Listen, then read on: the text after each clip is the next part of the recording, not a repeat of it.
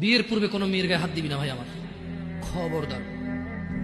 বিয়ের পূর্বে কোনো মেয়ের সাথে কথা বলবি না, খবরদার। তোর যোগ্যতা নেই ওর সাথে কথা বলার।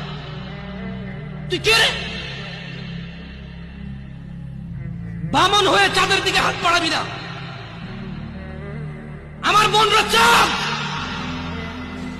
ওয়াল্লাহি যেদিন ইসলামী শাসন আসবে, যেদিন ইমাম মেহেদী আসবে, যেদিন ঈসা আলাইহিস সালাম আবার আসবে, ওনার বোনদের উপর যারা হাত দিবে উনি হাত কেটে ফেলবে।